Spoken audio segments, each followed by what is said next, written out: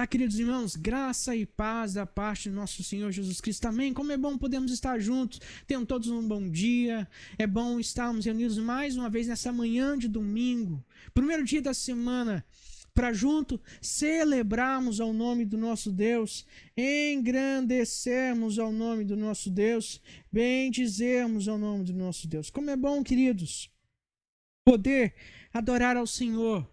E a minha oração é que sua vida e o único desejo que haja no seu coração seja como o salmista escreveu no Salmo 42, como a corça anseia por águas correntes, a minha alma anseia por ti, ó Deus. A minha alma tem sede de Deus, do Deus vivo. Queridos, que você possa verdadeiramente, que vocês possam almejar dessa maneira a presença de Deus, o poder de Deus, a vontade de Deus, e que sua alma possa ter sede do Senhor. Mas vamos orar ao Senhor. Vamos entregar este culto nas mãos do Senhor. Vamos entregar as nossas vidas nas mãos do Senhor. Os cânticos que nós vamos cantar de adoração e exaltação ao Senhor. Feche seus olhos, vamos falar com o nosso Deus. Ó Pai, graças nós damos ao nome do Senhor. Obrigado, Pai, por tudo que o Senhor tem feito em nossas vidas. Obrigado por essa manhã, noite, o sono que o Senhor nos deu. Obrigado por essa oportunidade que o Senhor nos dá, ó Deus, de adorarmos ao Teu santo nome, ó Pai. Queremos nesse instante, ó Deus, colocar a vida do Yuri, ó Deus, o primo da Caroline, ó Pai, que está com esse cenário de Covid em sua vida. Nós pedimos a misericórdia, ó Deus, entra com a tua intervenção, abençoa os seus familiares, ó Pai, livra todas as pessoas que estão passando por essa experiência. Nós colocamos também, ó Pai, a vida do pai da colega do Paulo, ó Deus, que também está internado, ó Deus, na UTI. Entra com a tua providência, ó Pai, cura os teus servos, usa do teu poder, ó Deus, sobre a vida deles, ó Pai, traga livramento, ó Deus, ao coração do teu povo. Pai, recebe este culto, recebe cada canção que nós vamos dar ao Senhor, é a oração que nós fazemos ao Senhor, no nome de Jesus. Amém. Amém, irmãos. Vamos adorar o Senhor. Amém. Momento de glorificação e exaltação ao nome do Senhor, porque dele, para ele, são todas as coisas.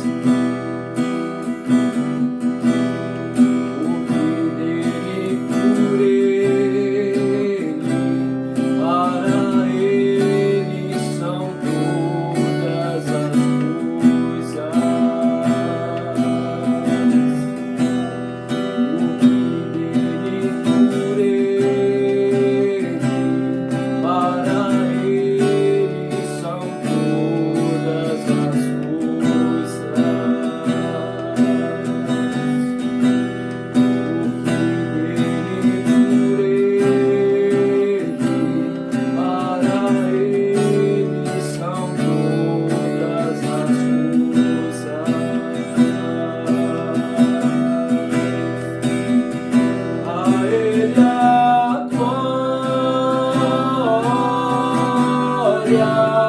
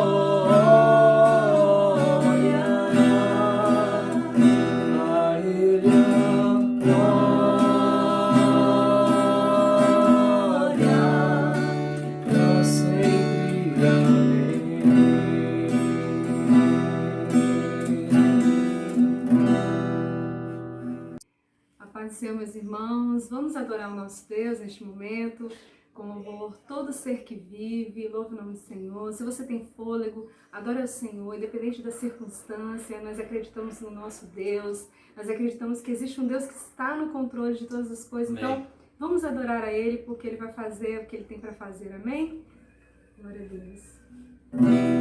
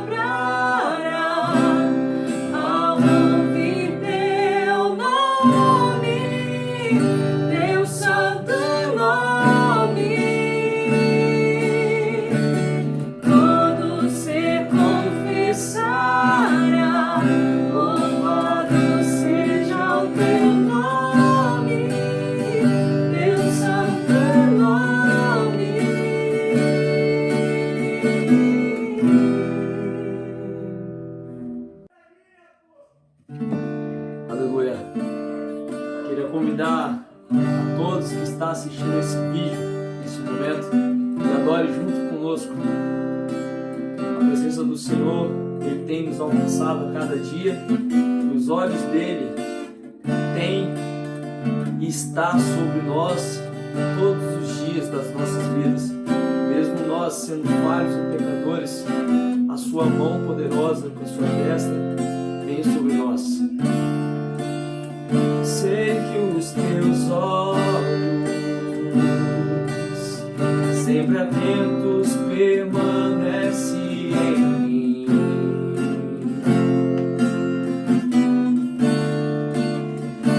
Os teus ouvidos estão sensíveis para ouvir meu clamor. Posso até chorar, mas a alegria vem de manhã. É Deus de perto e não de longe. Nunca mudastes, tu és fiel.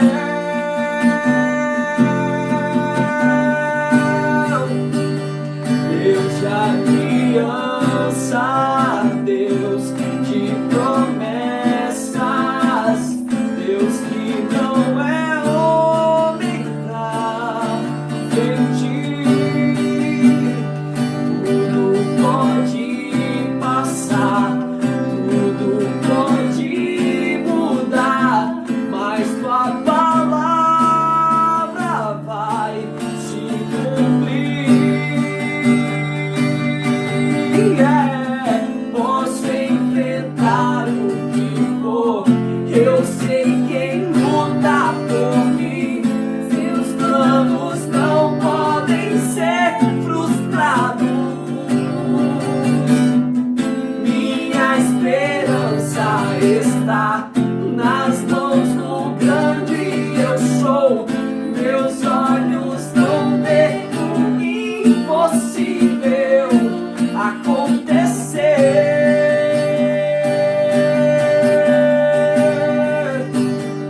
Deus de aliança, Deus de promessas, Deus que não é homem pra mentir. Tudo pode passar, tudo pode mudar, mas tua palavra vai se cumprir.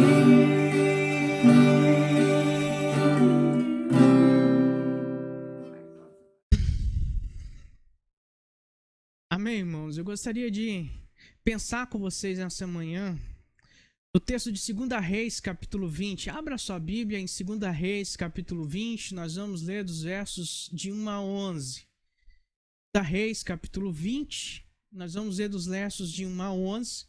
Não feche sua Bíblia, deixe ela aberta neste livro. Nós vamos caminhar um pouquinho nesta manhã no livro de 2 Reis. 2 Reis, capítulo 20, versos de 1 a 11.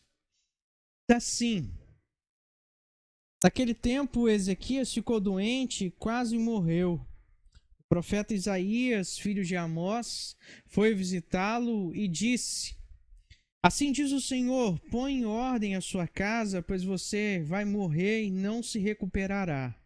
Ezequias virou o rosto para a parede e orou ao Senhor: lembra-te, Senhor, como tenho servido com fidelidade e com devoção sincera. Tenho feito o que tu aprovas. E Ezequias chorou amargamente. Antes de Isaías deixar o pátio intermediário, a palavra do Senhor veio a ele: volta e diga a Ezequias, líder do meu povo, assim diz o Senhor, Deus de Davi, seus predecessor.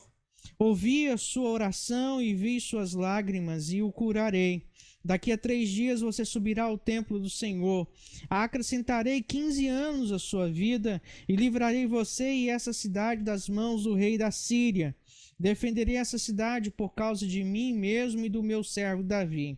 Então disse Isaías: prepare um emplasto de figos. E eles fizeram e aplicaram na úlcera, e ele se recuperou. Ezequias havia perguntado a Isaías: qual será o sinal de que o Senhor me curará, e de que hoje há 3 dias subirei ao templo do Senhor?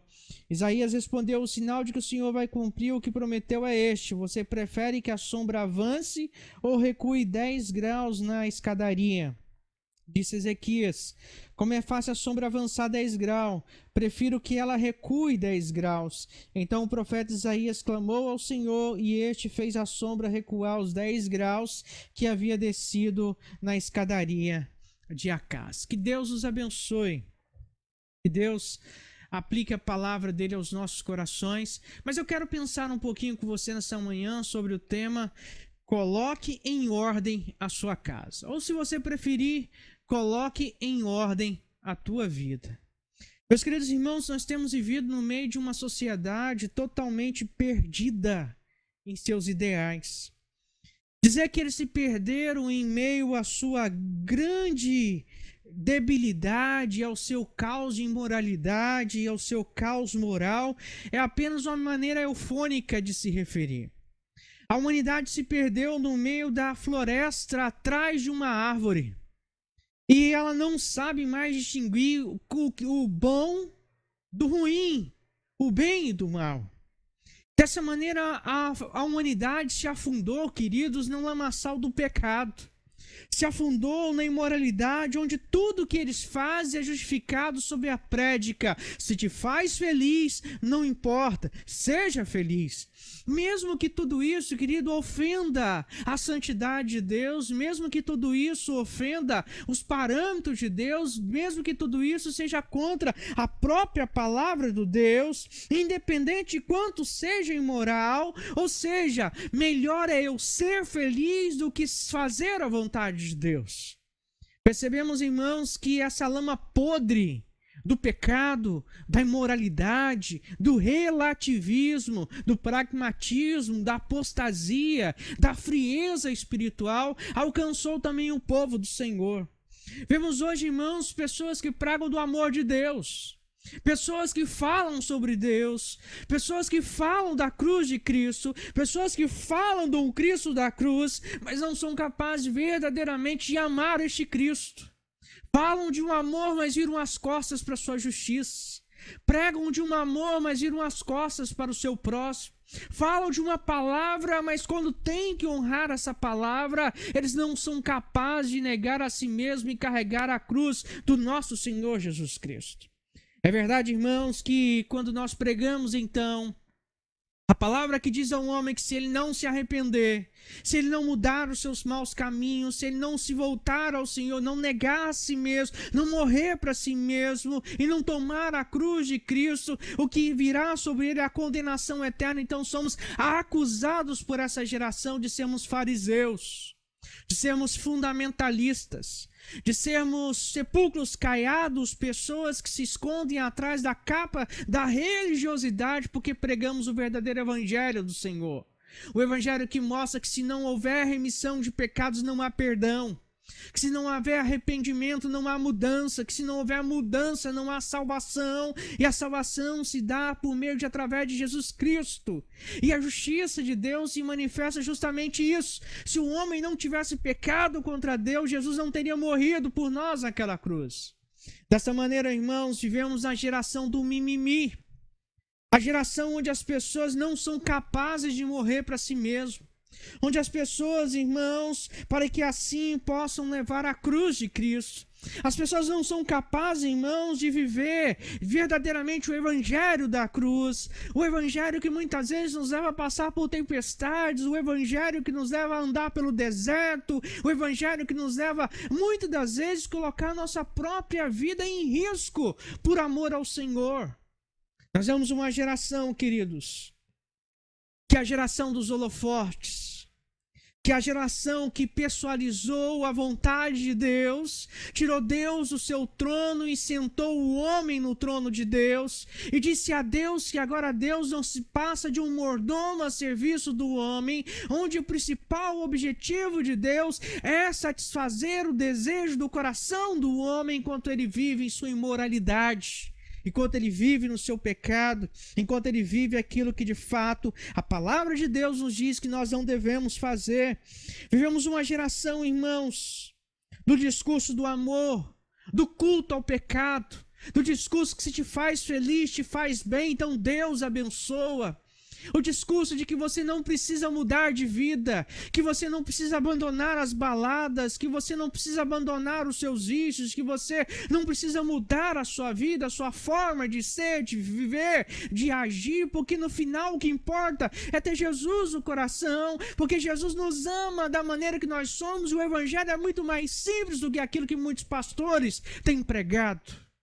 Vivemos uma geração, irmãos, que exalta a vontade do homem em detrimento da vontade de Deus, que exalta a felicidade do homem em detrimento da desobediência a Deus. O importante é ser feliz e não ser obediente à vontade do Senhor. O que percebemos, meus queridos irmãos, é que as pessoas estão mais preocupadas em satisfazer a si próprias, as suas próprias vontades, do que propriamente ser discípulas de Jesus. Elas estão mais preocupadas, queridos, com o seu bem-estar do que propriamente satisfazer a vontade do nosso Senhor Jesus. E aí eu sou obrigado a me perguntar muitas vezes, e se João Batista vivesse nos nossos dias? E se o apóstolo Paulo vivesse nos nossos dias? E se o apóstolo Pedro vivesse em nossos dias? O que ele diria dessa geração? O que ele diria dessa geração que está se formando? O que ele diria de tudo isso? Será que verdadeiramente ele olharia e encontraria de fato uma igreja sem manchas, sem ruga, uma igreja lavada e redimida, uma igreja transformada, uma igreja que está influenciando o mundo, que está mudando o mundo, que está sendo luz para o mundo e que está trazendo a mudança necessária para todas as pessoas? O que percebemos, meus irmãos, é que a palavra do Senhor que nós vemos essa manhã para nossa meditação, ela traz uma severa advertência. Ponha a sua casa em ordem. Ponha em ordem a sua casa. Ponha em ordem a sua vida. Isso significa, querido, colocar tudo aquilo que está fora do lugar nos seus devidos lugares. Isso significa, irmãos, que é hora verdadeira de nós abandonarmos tudo aquilo que nos afasta de Deus e verdadeiramente vivermos aquilo que o Espírito Santo do Senhor nos chamou para viver. Jesus veio, querido, para salvar. Jesus veio para mostrar o amor de Deus, mas Jesus vai retornar como justo juiz. E por isso que a palavra do Senhor nos lembra claramente, dizendo que todos nós iremos comparecer diante do tribunal de Deus. Não tem como falar do amor de Deus se não anunciar a justiça do Senhor. Não tem como viver o amor de Deus se não vivermos a justiça do Senhor. O amor é, Jesus morreu por nós, Deus enviou Jesus a este mundo, mas a justiça é, ele morreu por nós lá na cruz do pecado, lá na cruz por causa dos nossos pecados.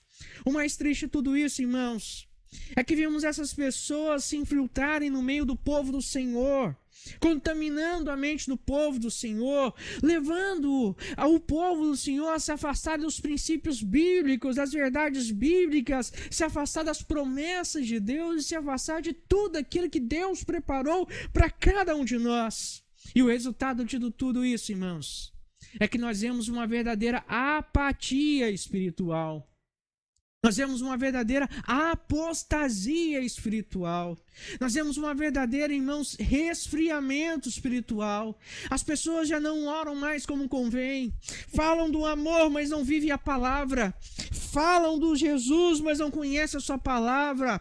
Falam da salvação, mas não são capazes de praticar a sua palavra. E querem seccionar a palavra de Deus, onde somente as promessas de bênção e prosperidade, e dizem que isso é para nós, mas onde a palavra condena os nossos pecados, ele diz, isso é farisaísmo, isso é religionismo, isso não pertence ao Senhor, isso é passado. Nós somos agora a igreja do Novo Testamento.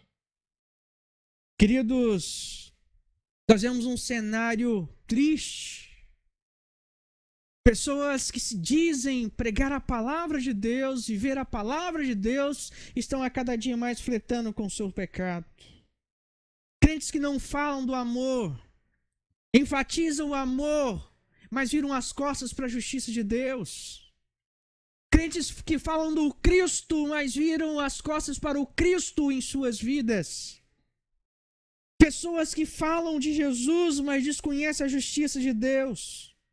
Crentes que são capazes de defender ferrenhamente as suas ideologias partidárias, socialistas e seus pensamentos filosóficos, mas não são, contudo, capazes de pagar um preço para levar a cruz de Cristo diante de uma sociedade tão deturpada pelo pecado. Queridos, essa é uma palavra oportuna. É uma palavra, querido, que traz à tona uma grande necessidade para a igreja evangélica brasileira. Nós precisamos acordar e sair desse sono espiritual que nós estamos vivendo. Enquanto sofremos no Brasil com as áreas do domínio comunista, com seus pensamentos sociológicos, seus pensamentos filosóficos, e não que eles estejam interessados, irmãos, em defender a causa daqueles que são menos prestigiados, defender a causa daqueles que são esquecidos pela sociedade, defender a causa daqueles que são necessitados. Eles, na verdade, o que eles fazem é lavar a cabeça das pessoas e levam elas a fechar os olhos para as consequências dessa política podre, desse pensamento corrupto, desse pensamento deturpado, que tem provocado consequências ao mundo afora. Enquanto eles dizem estar brigando pela minoria, só no ano de 2019, mais de 250 milhões de crentes, incluindo católicos, evangélicos, foram perseguidos ferrenhamente, duramente, e muitos deles pagaram com a sua própria vida por servir ao Senhor. E onde estão esses pensamentos? Ninguém fala disso. A única preocupação deles é nos proibir de falar contra suas práticas, de expor o nosso pensamento nas redes sociais, porque isso é abusar da liberdade. É criar um direito religioso onde dizendo que nós não podemos mais falar de política dentro da igreja, que pode então de fato sermos processados pelo STF, como é então a matéria que está sendo votada lá sobre a questão do abuso do poder religioso. Dessa maneira, queridos, a palavra do Senhor traz a Ezequias, que a palavra que o Senhor traz a Ezequias é uma palavra oportuna, pois é um alerta para a igreja evangélica brasileira, para que ela acorde, para que eu e você acordemos e verdadeiramente olhemos para as nossas vidas e vejamos se de fato a nossa vida está em ordem com o Senhor. Vejamos se verdadeiramente estamos fazendo aquilo que de fato é a vontade de Deus para as nossas vidas. Mas, queridos irmãos, o texto que nós lemos nos fala sobre a doença do rei Ezequias, que também pode ser lida em Isaías capítulo 38 e também no texto correlato de 2 Crônicas capítulo 32. Ele cujo nome significa o Senhor fortalece, promoveu ações realmente importantes para o povo do Senhor naquele tempo. Note vocês, irmãos, que é o exemplo do rei Asa, do rei Josafá e do rei Josias. Ele seguiu o exemplo de Davi. Ele promoveu uma reforma profunda no povo do Senhor, removeu os postes ídolos, removeu os cultos na colina, promoveu então em massa a necessidade do povo voltar a adorar ao único Deus, voltar a adorar ao Senhor, convidou a Israel e a Judá para voltar a adorar ao Senhor no templo de Jerusalém. Ele promoveu dessa maneira, irmãos, um retorno da adoração ao Deus verdadeiro. Ezequias promoveu uma reforma e purificou o templo. Ele não brincou em serviço. Ele não fez com desdém a sua missão de conduzir Judá de volta à adoração ao verdadeiro Deus. Ele não almejava, irmãos, apenas uma reforma. Ele queria estabelecer uma aliança com o Senhor. Ele queria retomar no coração do povo as velhas práticas, o primeiro amor, fazer o povo retornar à vontade de Deus, ao controle de Deus, à palavra de Deus, à aliança do Senhor. Mas, queridos, contudo, mesmo realizando todas essas coisas, chegou o momento da vida do rei Ezequias que ele se tornou orgulhoso. Ele começou então a exaltar o seu coração, e ele começou então a se afastar do Senhor. E aí então chegamos no capítulo 20 de 2 Reis, quando então ele é acometido de uma doença. E é interessante, irmãos, que o Senhor manda o profeta até ele e diz assim: olha, põe em ordem a tua casa, porque aquilo que você tem, querido, não é para a vida, é para a morte. Certamente você vai morrer. E provavelmente isso aconteceu, irmãos, por volta aí dos anos de entre 700 antes de Cristo, quando Senaqueribe então invadiu a Judá e invadiu aquela região e estava mais perto então dele. Isso causou grande medo em Ezequias. E Ezequias, ao invés de invocar o nome do Senhor para que o Senhor pudesse o livrar da mão dos assírios, Ezequias tentou subornar os assírios, deu a eles então uma grande quantidade, 11 toneladas de prata, 1 tonelada de ouro, tirou de parte do seu tesouro particular, mas grande parte ele tirou então da casa do Senhor. Ele, ao invés de resistir firme aos seus inimigos, ele subornou os seus inimigos, coisa que Davi jamais faria na sua vida. E isso, irmãos, trouxe sérias consequências para o coração de Ezequias, para a vida de Ezequias. Ezequias se tornou um homem orgulhoso. E por causa do seu orgulho, e por causa da sua desobediência, e por causa do seu enaltecimento, ele foi acometido agora de uma doença. O Senhor agora dá uma palavra severa, ele dizendo: Ezequias, você vai morrer. Mas antes de você morrer, assim diz o Senhor, põe em ordem a tua casa, põe ordem na tua casa. Começa a tratar aquilo que te afastou da presença do Senhor. Começa a levar os seus a servir ao Senhor. Começa de fato a criar no coração dos seus a necessidade de andar com o Senhor.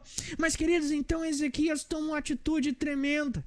Ele vira para o lado, ele olha para a parede, ele ora ao Senhor, e mesmo naquele coração enaltecido, e de repente ele cai em si. A palavra do Senhor diz que ele chora amargamente diante do Senhor. E antes que o profeta Isaías deixasse então aquele local, ele nem havia saído direito daquelas intermediações ali do palácio. O Senhor manda uma palavra a Isaías. Isaías volta lá e diz: olha, o Senhor ouviu a tua oração. Mas aí, queridos, eu chamo a sua atenção para a atitude de Ezequias. Ao invés dele ser grato por Deus, ouvir a oração, a atitude de Ezequias é de incredulidade. A primeira coisa que ele fala: qual é a prova que Deus me dá que ele verdadeiramente irá fazer tudo isso? Isaías fala: o que é mais fácil para você? A sombra avançar 10 graus ou a sombra retornar 10 graus? Ele diz: olha, que ela retorne 10 graus. E assim foi, 3 dias depois Ezequias foi curado. Mas a segunda atitude, irmãos, de Ezequias foi de desobediência à ordem de Deus.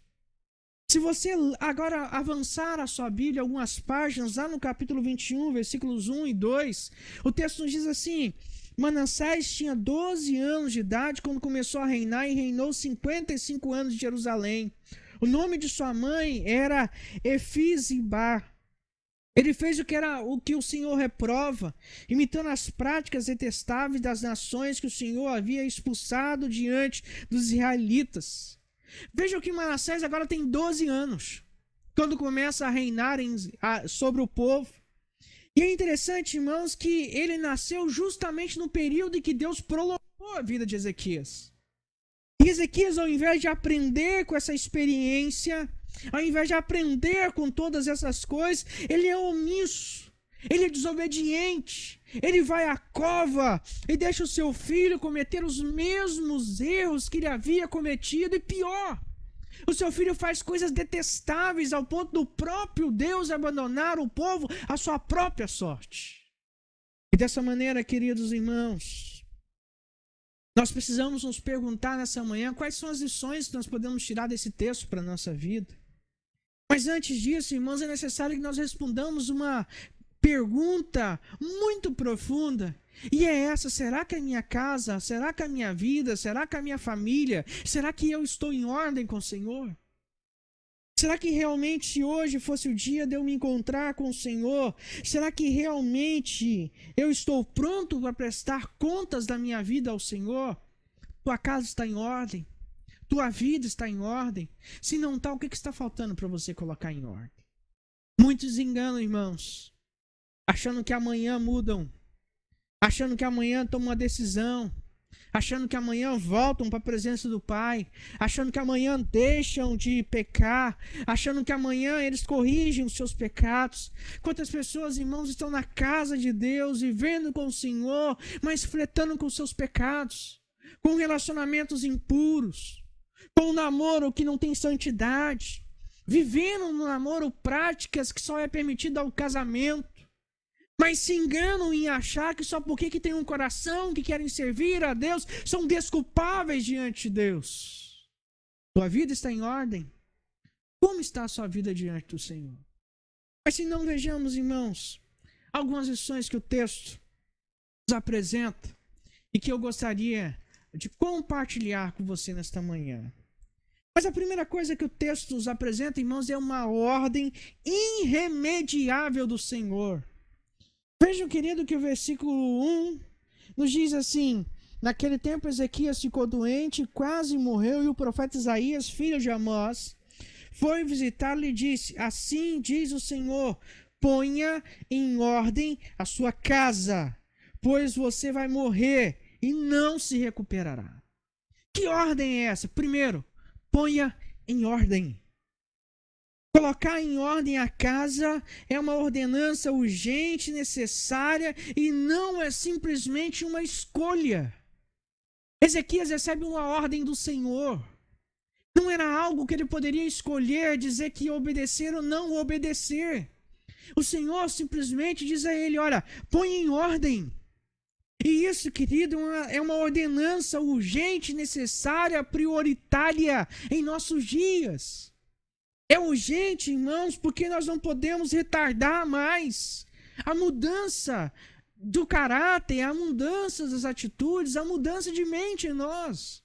É necessário, irmãos, porque se nós não mudarmos, nós de fato não veremos ao Senhor, nós de fato não poderemos estar com o Senhor, nós de fato não poderemos usufruir da salvação no Senhor. Mas uma casa ou uma vida pode ter um fim desastroso se ela não for colocada em ordem. Eu não sei você, querido, mas você já teve problema com bagunça na sua casa? Quando de repente você perde a chave,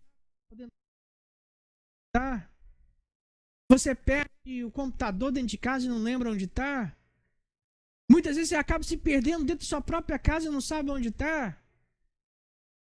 E muitas das vezes, irmãos, é essa imagem que nós precisamos ter em mente. Nós precisamos colocar ordem em nossa vida. Muitas vezes nós vamos fretando com o pecado, nos acostumando com o pecado, amando o pecado, alimentando o pecado, fortalecendo o pecado, de maneira que daqui a pouco nós não conseguimos mais cortar esse pecado. É como alguns nódulos, algumas úlceras que nascem no corpo humano, que chegam a tal ponto que não é capaz mais de ser separadas do corpo, porque pode provocar a morte, de fato trazem a morte. E o pecado, querido, é essa sanguessuga que gruda e vai sugando, e vai alimentando, e vai crescendo, e vai fortalecendo, e quando ele não tem mais vida para sugar, ele vai embora. E aí o resultado fica é morte. Mas vejam vocês também, querido, que nós precisamos responder então a segunda pergunta. Como então colocar nossa casa em ordem? Veja que o verso 2, a parte A, nos oferece uma das respostas. E ele nos diz assim: Ezequias virou o rosto para a parede e orou ao Senhor. E a primeira coisa que nós precisamos fazer para colocar a nossa casa em ordem é orar ao Senhor. É pedir ao Senhor que nos dê discernimento. É pedir ao Senhor que abra os nossos olhos.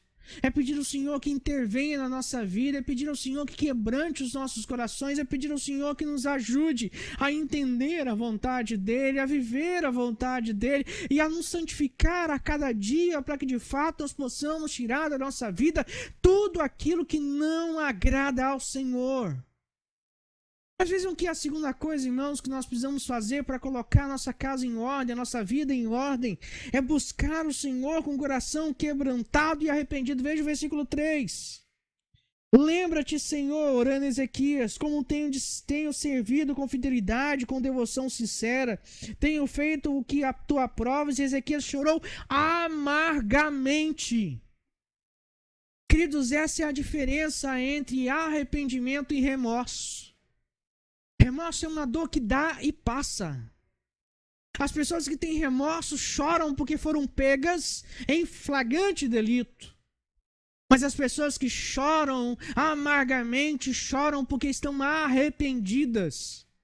Pedro chorou amargamente ao se recordar das palavras de Jesus que diz: hoje mesmo me negarás 3 vezes antes que o galo cante. E dessa maneira, queridos, nós vemos que Ezequias então se desfaz, se desconstrói de quem ele é, abre mão da sua enaltez, do seu coração exaltado, e ele chora amargamente ao Senhor. Ou seja, ele toma uma postura de quebrantamento, ele toma uma postura de arrependimento. E somente se eu e você nos quebrantarmos e nos arrependermos é que verdadeiramente nós colocaremos a nossa casa em ordem. Mas vejam vocês ainda que nós precisamos responder uma terceira pergunta. O que acontece então quando nós obedecemos a ordem do Senhor e colocamos a nossa casa ou a nossa vida em ordem? Veja que os versos de 4 a 11 vai nos dizer sobre isso. A primeira coisa está aí nos versos de 4 a 5a, é que o Senhor ouve a nossa oração. E o texto diz que antes de Isaías deixar o pátio intermediário, o Senhor veio a ele e diz: volta lá, Ezequias. Diz a ele: olha, o Senhor ouviu a tua oração, e o Senhor acrescentará aos teus dias 15 anos, e de maneira que daqui a 3 dias você subirá ao templo do Senhor. Quando verdadeiramente obedecemos às ordens do Senhor, nos arrependemos, nos quebrantamos diante do Senhor, o Senhor ouve a nossa oração.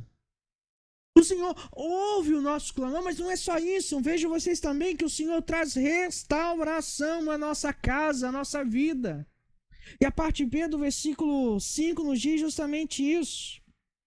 Assim diz o Senhor, Deus de Davi, seu predecessor: ouvi a sua oração e vi suas lágrimas, e eu o curarei. Eu o curarei. Ou seja, quando nós obedecemos às ordens do Senhor, nos quebrantamos e colocamos em ordem nossa casa, abrimos mão daquilo que não agrada ao nome do nosso Deus, Ele traz, irmãos, restauração à nossa casa. E o que a nossa nação hoje precisa, irmãos, é justamente dessa restauração. O que a nossa nação precisa hoje, irmãos, é justamente dessa intervenção celestial, dessa intervenção sobrenatural, dessa intervenção que vem da parte do nosso Deus. Mas vejam vocês ainda, irmãos, que quando nós obedecemos a ordem de colocar tudo sobre ordem do Senhor, na ordem do Senhor, o Senhor traz livramento à nossa vida, versículo 6. Acrescentarei 15 anos à sua vida e livrarei você e esta cidade da mão do rei da Síria. Quando verdadeiramente, irmãos, nós colocamos em ordem, quando nós entendemos que não dá mais para viver em pecado, quando nós abandonamos os nossos pecados, confessamos os nossos pecados, pedimos perdão pelos nossos pecados, abandonamos as velhas coisas, o Senhor traz livramento à nossa vida. Pois nós começamos a compreender, irmãos, que não dá para viver sem a presença de Jesus. Mas vejam vocês ainda, irmãos, que quando nós obedecemos a essa ordem, o Senhor prolonga os nossos dias. Veja o versículo 6, que ele vai dizer a parte C. E a parte A ele diz: olha, acrescentarei 15 anos à sua vida. Sabe por que muitos jovens hoje, irmãos, morrem? Porque eles descumprem um dos mandamentos com promessa da palavra de Deus, que é: honra teu pai e tua mãe, para que se prolongue teus dias sobre a face da terra. Sabe por que muitas vezes, irmãos, as pessoas acabam breviando as suas próprias vidas? Porque elas não honram a Deus. Quando nós honramos ao Senhor, Ele nos ajuda a contar os nossos dias. Ele nos ajuda a viver os nossos dias. Ele nos guarda em nossos dias. Ele prolonga os nossos dias. Ele abençoa a nossa vida. Mas vejam os irmãos ainda que quando nós obedecemos a ordem de colocar tudo conforme a vontade do Senhor, Ele derrama cura sobre a nossa vida. Veja o versículo 7, diz: então diz Isaías, prepara um emplasto de figos, e ele fizeram e aplicaram na úlcera, e ele se recuperou. Nossa nação, irmãos, precisa de uma cura não só física, mas uma cura espiritual. Nossa nação, querido, não precisa ser liberta apenas do Covid-19, mas a nossa nação precisa ser liberta do pecado que está no DNA do homem, no pecado que está entranhado em todos os aspectos da nossa sociedade. Eles precisam se quebrantar e se colocar diante do Senhor e se arrepender dos seus pecados. Mas há uma quarta pergunta, irmãos, que nós precisamos responder a respeito de pôr em ordem a nossa casa. E quais são as consequências quando nós ignoramos a ordem do Senhor de colocar a nossa vida ou a nossa casa em ordem? E aí eu convido você a virar uma página da sua Bíblia e irmos lá para o capítulo 21 de 2 Reis. E aí o versículo 2, irmãos, nos mostra a primeira consequência. Primeiro, praticamos aquilo que é reprovável ao Senhor. E o versículo 2 diz que ele fez o que o Senhor reprovava. Quando nós recebemos então o clamor do Senhor, uma ordem do Senhor, dizendo que nós precisamos colocar em ordem, abandonar os nossos pecados, e quando nós não somos obedientes, irmãos, a primeira coisa que acontece é fazer aquilo que o Senhor reprova. Mas vejam vocês, irmãos, versículo 9, que a segunda consequência é deixar de dar ouvido à voz do Senhor. E o versículo 9 diz assim, 2 Reis, capítulo 21. Mas o povo não quis ouvir. O povo não quis ouvir. Manassés os desviou ao ponto de fazerem o pior que as nações que o Senhor havia destruído diante de Israel. Quando eu deixo de obedecer à vontade de Deus, à ordem do Senhor, o mandamento do Senhor, a palavra de Deus, eu deixo, irmãos, de ouvir a voz do Senhor. E quando eu deixo de ouvir a voz do Senhor, eu corro sério risco, irmãos, de começar a dar ouvido a qualquer voz e achar que essa voz é a voz de Deus para a minha vida. Mas vejam vocês ainda, irmãos, que uma terceira consequência é que a ruína vem sobre a nossa casa. Veja agora os versos 10 a 14 de 2 Reis, capítulo 21, ele diz, olha, e o Senhor disse por meio dos seus servos, os profetas, Manassés, rei de Judá, cometeu esses atos repugnantes, agiu pior do que os amorreus, que os antecederam, e também levou Judá a pecar com os ídolos que fizeram.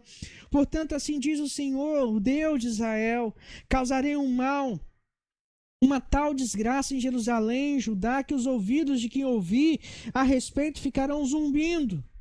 Estenderei sobre Jerusalém o fio de medir utilizado contra Samaria, o fio de prumo usado contra a família de Acabe. Limparei Jerusalém como se limpa um prato, lavando e virando-o de cabeça para baixo. Abandonarei o remanescente da minha herança e o entregarei nas mãos dos seus inimigos. Serão despojados, saqueados por todos os seus adversários. Vejam, queridos, que quando nós não obedecemos a ordem do Senhor, a ruína vem sobre a nossa vida, a ruína vem sobre a nossa casa. E é por isso, irmãos, que o Senhor mesmo, quando entregou a lei ao povo, ele diz, olha, eu coloco diante de vocês bênção e a vida, morte e a maldição. Se eu não obedeço, o que eu vou alcançar é maldição e morte para a minha vida. Se eu obedeço, o que eu vou alcançar é bênção e vida para a minha casa. Mas vejam vocês, em último lugar, a última consequência, quando nós não obedecemos ou ignoramos a ordem do Senhor de colocar tudo conforme o querer do Senhor em nossa vida, é que somos entregues à nossa própria sorte. No versículo 14 e 15 do capítulo 21 de 2 Reis diz assim: abandonarei o remanescente da minha herança e o entregarei nas mãos dos seus inimigos, serão despojados e saqueados por todos os seus adversários, pois fizeram o que eu reprovo e me provocaram a ira desde o dia que seus antepassados saíram do Egito até hoje. Quando nós, irmãos, ignoramos a ordem do Senhor de colocar a nossa casa em ordem, o que acontece em nossa vida é que somos entregue à nossa própria sorte. E o grande problema, irmão, de ser entregue à nossa própria sorte é que as consequências são deveras. As consequências muitas vezes são irremediáveis. Pois a palavra do Senhor diz que há caminhos ao homem que parece bom, mas que no final são caminhos de morte. Mas eu volto à minha pergunta inicial a você. O que é que tem que ser colocado em ordem na sua casa nesta manhã? O que é que tem que ser colocado em ordem na sua vida nessa manhã? Meus queridos irmãos, estou certo de que precisamos rever urgentemente todas as nossas atitudes que nós temos tomado diante do Senhor. Precisamos promover uma verdadeira reforma espiritual em nossa casa, em nossa vida, para que possamos experimentar de fato as bênçãos do Senhor. Coloque sua casa em ordem, coloque sua vida em ordem, coloque a sua vida espiritual em ordem enquanto há tempo. O tempo da reforma é hoje, não amanhã. O tempo da mudança é hoje, não amanhã. O tempo do arrependimento é hoje, não amanhã. Hoje é dia de nos quebrantarmos diante do Senhor, antes que Ele venha como justo juiz e remova o nosso candelabro do lugar. Ou seja, e remova a nossa vida do lugar. Põe tua casa em ordem. O que é que precisa ser colocado em ordem na sua vida nessa manhã? Feche os seus olhos. Eu quero orar com você. Eu quero desafiar você a colocar sua vida diante do Senhor nesse instante. Eu quero desafiar você a pedir ao Senhor que venha tratar com você nesta noite, nessa manhã, abençoando a sua vida, ajudando você em todo o tempo. Coloque sua vida diante do Senhor e vamos orar ao Senhor. Pai, graças nós damos ao nome do Senhor. Obrigado, meu Deus, pela tua misericórdia, pelo teu amor e pelo teu cuidado. Obrigado, meu Deus, por tudo que o Senhor tem feito em nossas vidas. Obrigado, meu Deus, pela maneira poderosa e cuidadosa como o Senhor tem nos tratado, mas a tua palavra nessa manhã, ó Deus, nos traz, ó Deus, essa severa repreensão. Nos traz, ó Deus, esse severo chamado de avaliarmos a nossa vida, ó Deus, e vermos aquilo que precisa ser colocado em ordem diante do Senhor. Por isso, meu Pai, nos colocamos diante do Senhor, a começar em mim, ó Deus, que nós possamos, ó Pai, verdadeiramente nos avaliarmos diante do Senhor, para que a nossa vida, Deus, seja encontrada em ordem diante do Senhor. Não permita, ó Deus, que prolonguemos, ó Deus, ou procrastinemos, ó Pai, as mudanças necessárias para que sejamos, ó Deus, debaixo da bênção do Senhor, da vontade do Senhor, e venhamos viver uma vida santa diante do Senhor. Mas tão somente, ó Pai, nos ajude e nos fortalece. É a oração, Pai, que nós fazemos ao Senhor, no nome de Jesus. Amém. Amém. Bem, querido, que Deus nos abençoe e aplique essa palavra aos nossos corações. Amém. Foi bom estar com você nesta manhã. Foi bom podermos ouvir a palavra de Deus. Põe tua casa em ordem. Não deixe para amanhã. Não deixe para mais tarde. Faça agora. Tome uma atitude diante do Senhor. E que a graça de nosso Senhor Jesus Cristo, o amor de Deus o Pai, a comunhão do seu Santo Espírito, possa ser com cada um de vocês, desde agora e para todos sempre, no nome de Jesus. Amém. Que Deus nos abençoe. Está assim encerrado o nosso culto nessa manhã. E eu te vejo logo mais para juntos, mais uma vez, adorarmos, bendizemos e engrandecemos ao nome do nosso Deus. Fique na paz do Senhor. Está encerrado assim o nosso culto nesta manhã.